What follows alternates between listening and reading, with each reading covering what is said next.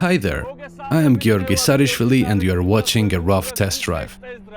In this video, you will see Ferrari F8 Tributo.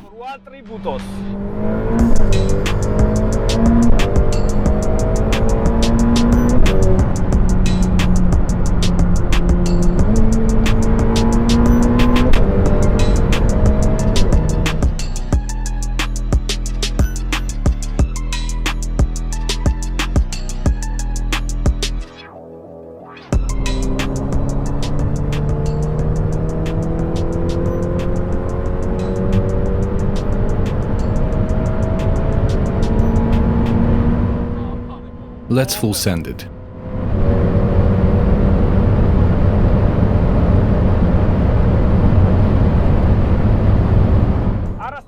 I just had to make a non-standard introduction because I couldn't resist pushing this car to the limit right away. This is our first ever Ferrari in this series and it's pretty interesting car. Because it's one of the latest models of 2021. And this is not your ordinary Ferrari. This Ferrari really deserves our attention. Right now we are in Germany, driving on the Autobahn. I want to thank Eurobet and Valvoline exclusively for giving us an opportunity to film a rough test drive here. We didn't hesitate to choose only best cars for test drive. Ferrari F8 Tributo is definitely one of them. Italian horses are on the fly, racing forward.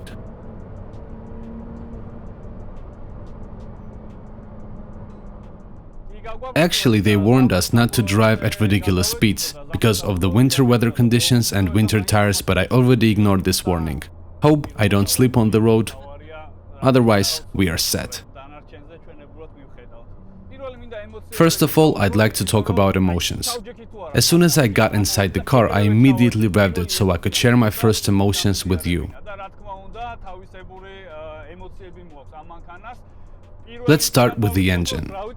This dual-turbo 8-cylinder beast located right behind my head. We switched on race mode right away. We are going to direct everything as soon as we make a stop.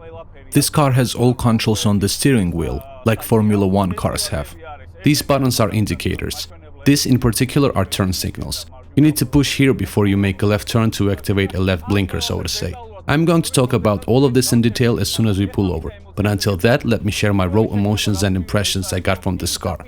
First impression that I get is I'm basically sitting way low on the asphalt. I get a feeling that my butt is going to touch the ground now, and when I get out of the car you will be able to see my pale buttocks from hole in my jeans. Second, a car seat is ideal for me. A perfect racing seat. It's just me, steering wheel and the car. It has a huge panoramic view. Even though the car is pretty low on the ground, I am able to look around perfectly. This is not the case for a rear view obviously, but that's the type of car in which you have to mostly look forward. Surprisingly, I don't find this car difficult to drive. It doesn't feel robust and bulky, but due to the nature of sports cars, it's a little bit stiff. Let's push the pedal to the floor for the sake of sheer science.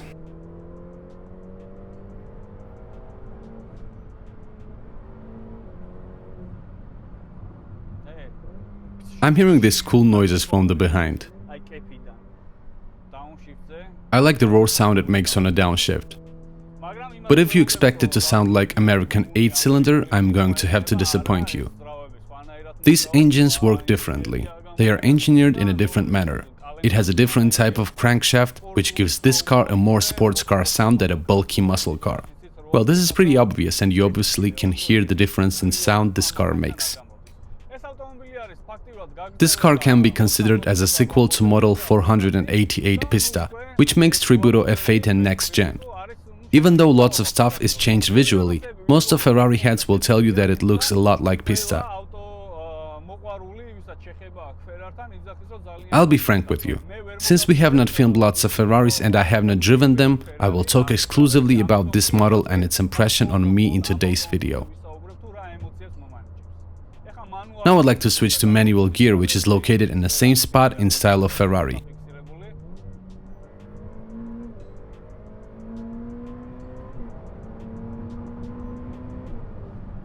It switches gear right away. Instantly. You even can feel the push. I think I have never driven anything that switches gears this fast. You can feel a set of physical impulses. It is banging on downshifts. Let's hear them clearly, by the way. We can see the tachometer on steering wheel telling us when to switch. One more thing that I'd like to share with you is that the speed doesn't scare me at all in this car.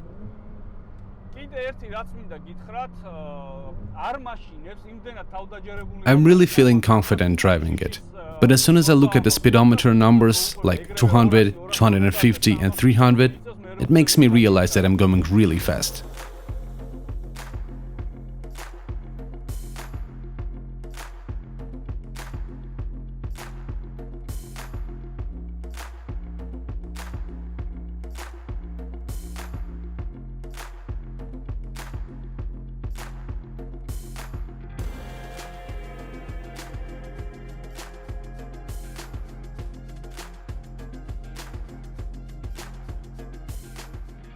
Right now we are in Frankfurt, thanks to GPS, trying to find a good location to check this car out visually, and of course we are going to talk about an interior.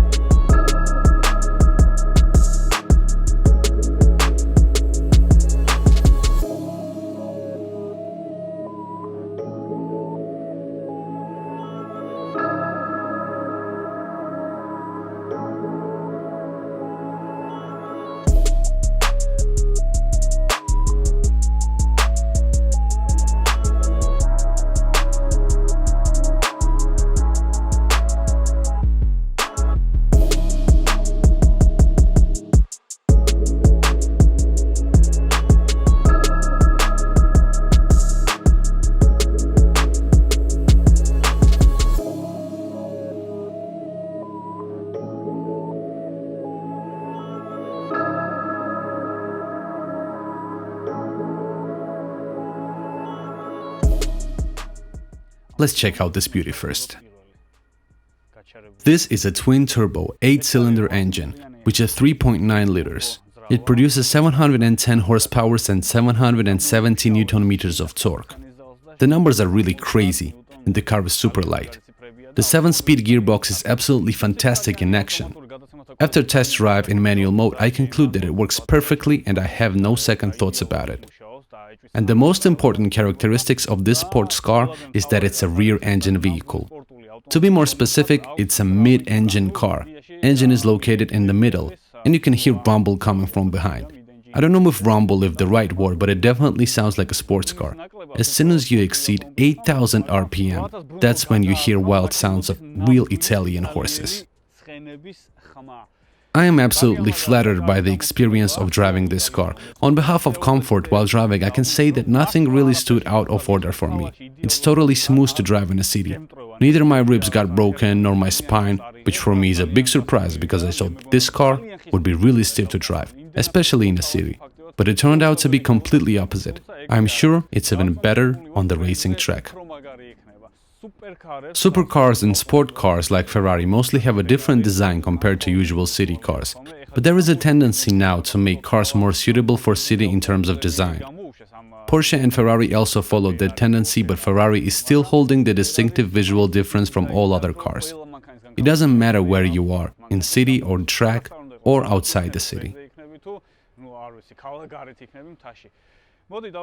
Let's start with the front. Right away you notice a huge air vent. This is a crucial part of aerodynamics which makes front of the car stick to the ground. Here we can see my hand from here. That's where the air goes in and out. You can see my fingers making contact. Check out these front lights. 488 had more spiky lights. These are different on purpose to create a variation between models. Styles of both cars differ, but overall Ferrari aesthetics are still present. You can see a couple of air vents over here. There they are. There are intercoolers inside. I don't know if you can see them properly. Front lights look pretty aggressive. You can see a front lip gradually fusing into a bumper. To be honest, this is a pretty elegant design. It's beautiful. Let's get to the side. Take a look at this huge carbon ceramic brakes almost the size of the rim. Talking about the rims, these are 20-inch silver rims. All four are the same size. I don't know why, but I thought that rear ones are bigger, 21st size. It's actually a new tendency to make front ones smaller than the rear ones, but this car's rims are same size. I talked about tires already. They look a bit ugly, but that's how winter tires look. They don't go well with such type of car. And the only thing I can't grasp why it's done the way it is a door handle. They could have done a better job. For example, Tesla door handles. They are invisible from outside. This is what I personally didn't like. Honestly, I don't want to sound too utterly picky, but this small detail is really not to my taste. I'm going to show you the driver's side. Alongside with this door handle, here is one more ugly detail. The mechanical keyhole. Made just in case you need to manually open the car if something wrong happened. Generally, these cars are frequently kept in garages for long periods of time, because mostly people drive them on special occasions and often batteries die, and owners have to manually open them. Some new models have special indicators that show the condition of the battery though. That's obviously done in order to prevent such situations when you have to manually open the car by sticking a key in this ugly keyhole. As for the door handle, this tiny thing over here which is obviously not looking good. I am sure even this thing is designed to improve aerodynamics by sending air to this vent. It has two air vents on the rear side in order to distribute air to the engine and cool it down. I'm sure that engineers put some thought in it. It's for the better aerodynamics and for the cooling. I'd like to talk a bit about the engine hood. These are holes, and hood itself is made from plastic. I guess you wonder if rainwater can get inside the engine compartment, and the answer is yes. Here you can see a grill panel. While driving, water may not get inside the holes because of their angle, but it definitely leaks from this panel because it's all grill mesh. But it's designed in such way that car gets no damage whatsoever. Some more grill mesh here. A pretty Ferrari logo.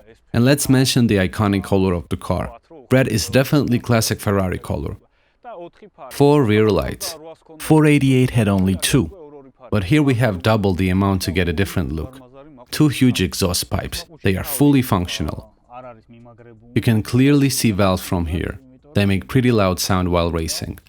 These exhaustion pipe heads nest narrower pipes, and they serve as a decoration to give it a pretty look from outside. We have a huge diffuser over here, which is a factory setting. You can see one more grill over here. They are all over the place, and they look great. Black and red is a perfect combination of colors in my opinion. We have a beautifully shaped mirrors here with the 360-degree cameras attached to them so you're able to see car from all angles. What more can I say about exterior? Let's be honest. This is a type of car that needs absolutely no additional features. Of course, if you're not some kind of maniac who is into Liberty Walk wide body modifications. I'd also like to mention one more thing about Ferrari.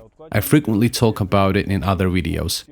When you buy Ferrari from official dealership, you are not allowed to modify the car without their permission. In case you bought the car from a third party or from your neighbor, you're absolutely allowed to modify it however you like. But if you buy it officially from Ferrari dealership, there is absolutely no way you can change anything about it. They have a right to sue you anytime.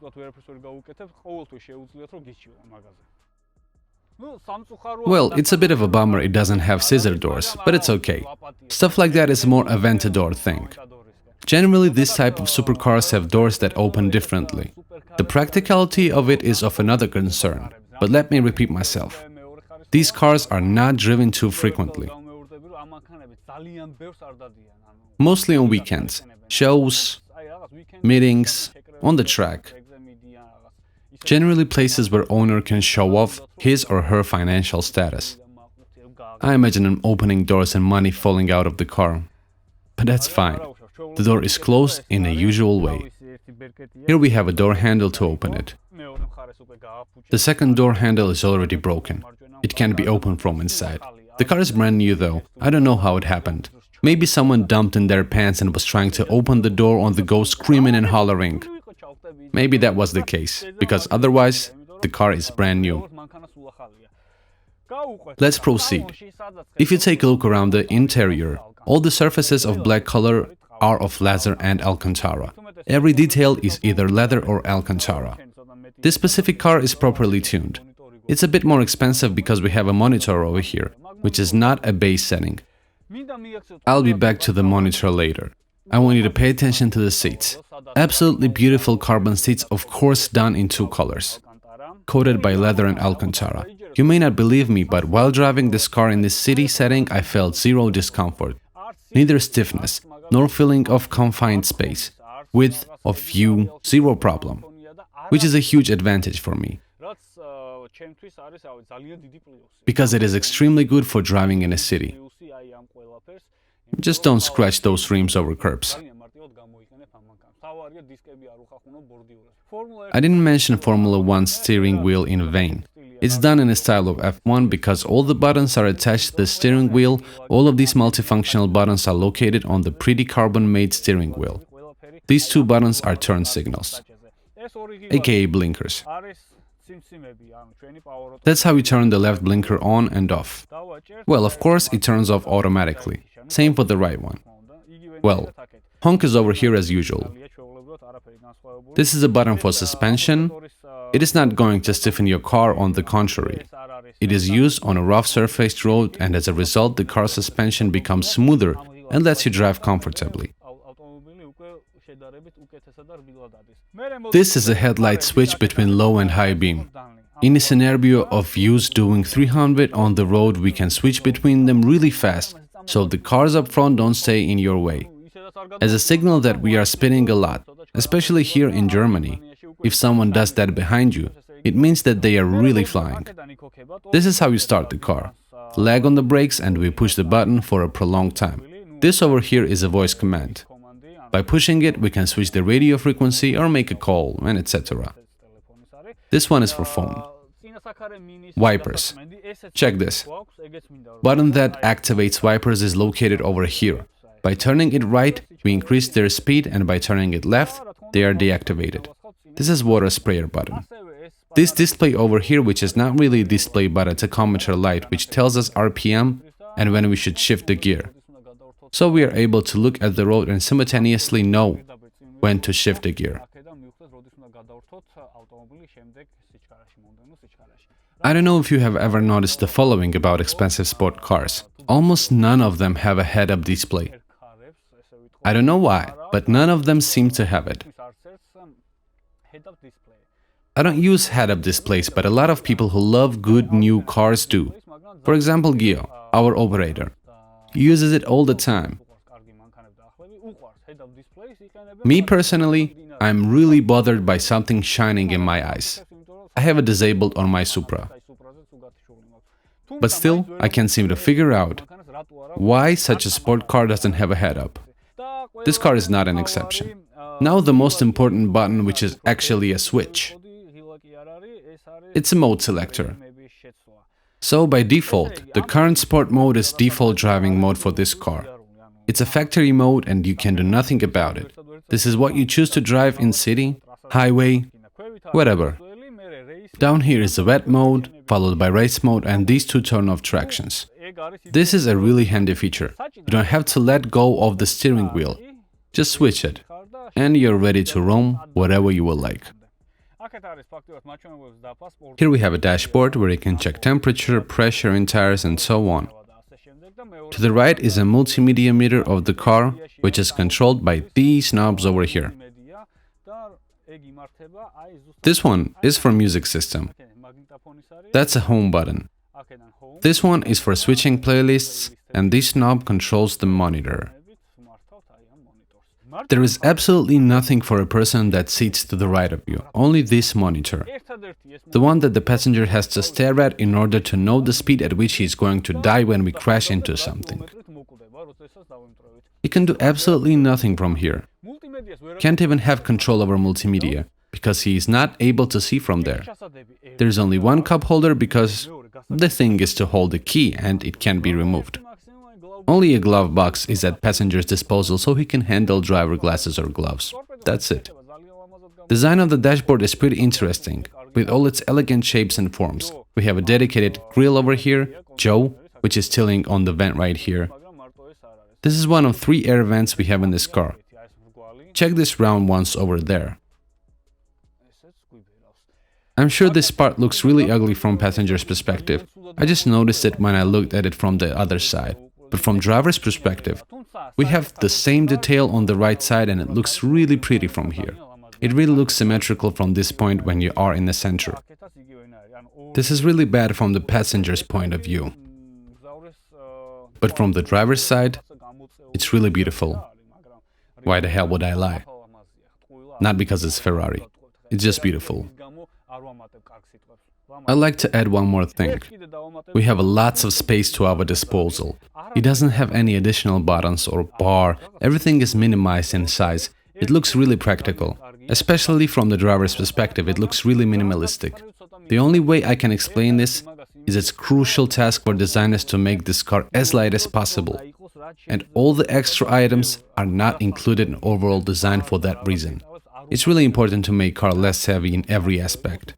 Some like Porsche 911 turbo design, which I do enjoy as well because it is very comfortable and has a huge bar in the middle. We did a video about it which you already know. And of course interior of GTS is also of killer looking design. One of the most beautiful interiors I have seen so far. But in no way this means that I don't like this particular interior. It's just minimalistic. I talked about weight a lot and I think that you need to know that it weighs around 1 ton and 450 kilograms. It's my estimation, of course, because in the case of Spider, it's a bit heavier. What else can I say? It's a decent car. I thought it would have much more flaws, but in the end, it turned out that I loved almost every part of it, except for door handles. I guess it's because they are really offering you something that is worth the money. This car is really exclusive. And people that can afford this car, I mean $300,000 car, for those people, this car is special because it really is exclusive and not a lot of people can afford this vehicle. I am sure I and maybe you don't have this car available to us, and what we think about this car doesn't concern people that are actually able to buy it.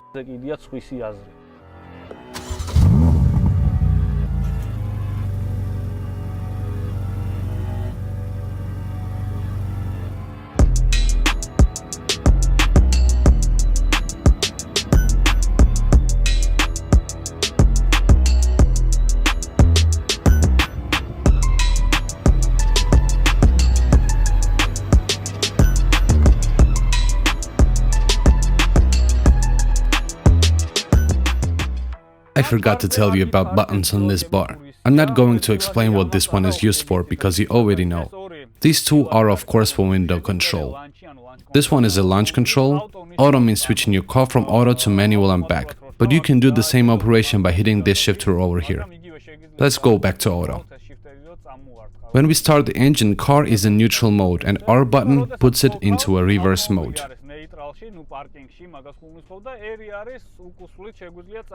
In case we want to go forward, there is no drive leverage or button here. We use a knob shifter, the one that switches gears. One hit turns on a first gear. To stop the car, all we need to do is push this button over here and it's automatically turning on a handbrake, and it also automatically turns off handbrake while starting the car.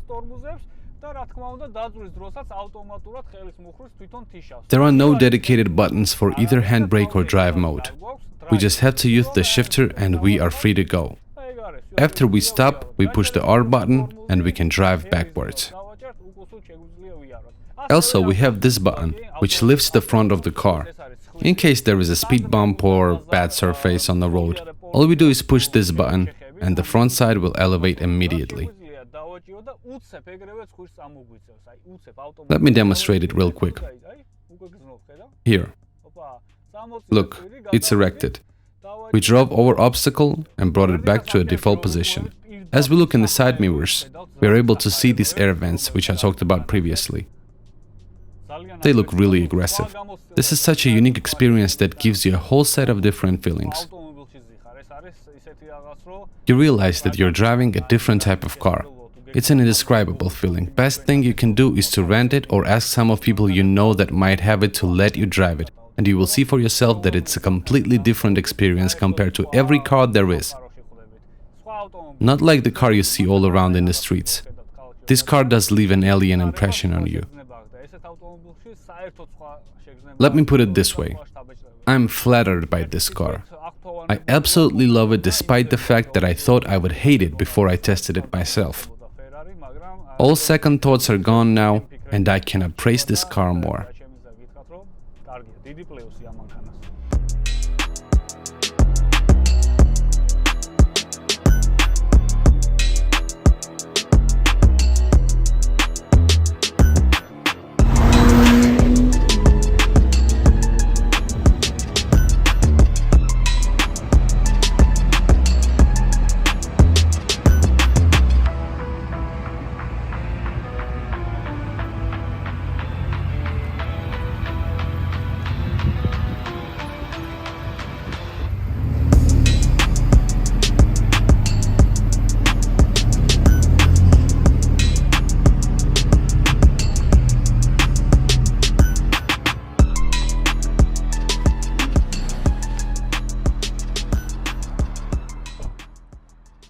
Finally, we arrived at the finishing line of our episode, and now let me tell you about my impressions. What is it that I loved and what is it that didn't feel quite right about Ferrari? Yep, you heard it right, stuff that I didn't like about Ferrari. First thing that I love about Ferrari is its design. Especially this very model F8 is absolutely beautiful. Especially these colors, red and black. If I was to buy a Ferrari, I would absolutely pick these colors. It gave me an amazing driving experience. It's absolutely comfortable in the city setting. I'm having trouble to explain how comfortable it really is to drive. Car doesn't rock and sway, and I felt myself really cozy in the seat. I also loved the seat itself. How it felt. Steering wheel. Loved the wide view from the inside. I absolutely enjoyed that it's a rear-wheel drive. It is really spacious inside, but at the same time minimalistic. But interior is not the only free space there is in this car. We haven't checked the trunk yet, which in case of this car is located in front. These are the exact case that you saw plugged in the interior. Let's open it up.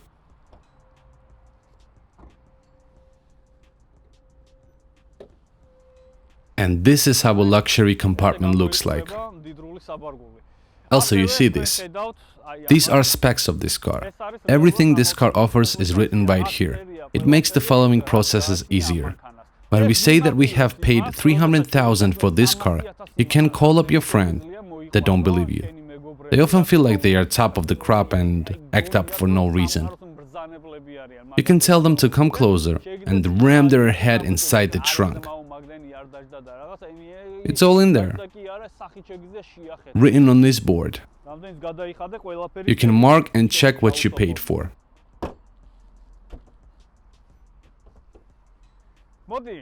Let's get off Ferrari leak for a second, and let's get to the parts that I didn't like about it. I will also talk about potential buyers.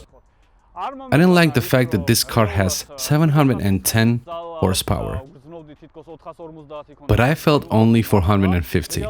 People that buy cars like this are more likely to have four-wheel drive models, but these are rear-wheel drive only. at least for now.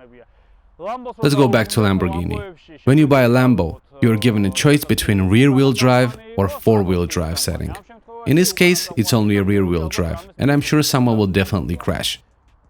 That's the only fear factor you might get in theory. In practice, it has a great stability.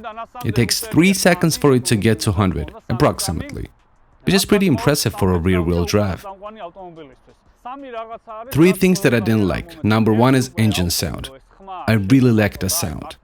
I need something more violent. There is a decent amount of sound on 8000 RPM since it's a sport car, but I still want more. Also the fear factor, which I didn't quite get from driving this car. I didn't feel it when I got off M6 and sat in F8. That's what I didn't like as well. And the third thing is the location of monitor on the side and not in the center. The main display next to a tachometer doesn't do its job properly, especially when making reverse drive to park car. You can't see what is going on behind you, neither you can see much from that monitor. Also, this is really irritating for a passenger. The monitor itself is tiny. A much bigger monitor in center would work just fine.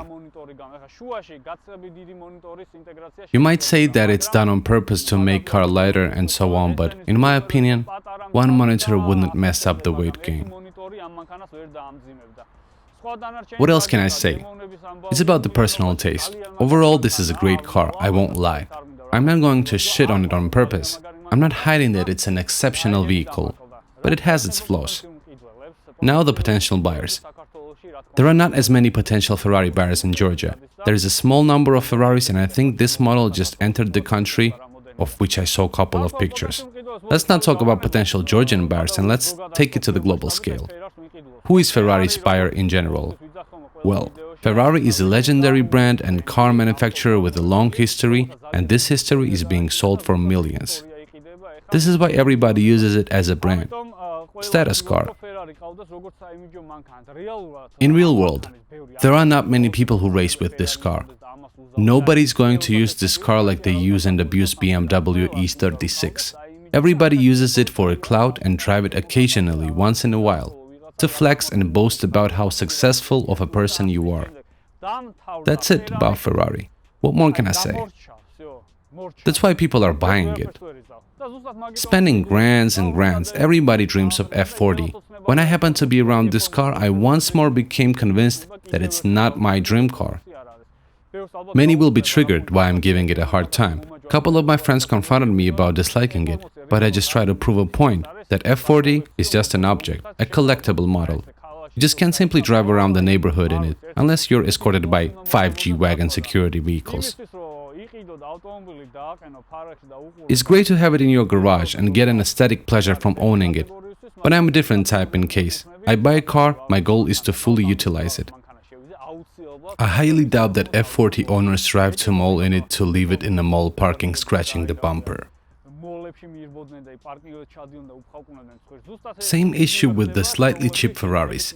It is a rare sight because people drive them rarely. One more thing, there is one more flaw. I forgot to mention. Paint around the front camera has already peeled. That's what pebbles on the road did to it. I guess you just need to apply some protection layer to it. Anyways. Huge thanks to Europe, Bet and Valvoline. We are here because of their support and many thanks to immigrants. Those who watch us from Georgia for showing us lots of love in the comment section. It is a great motivation for us which makes us create even more videos. This is it for today. I think there is nothing more to add. Thanks for being with us and watching Test Drive. Please subscribe and stay with us. Till the next time. Bye.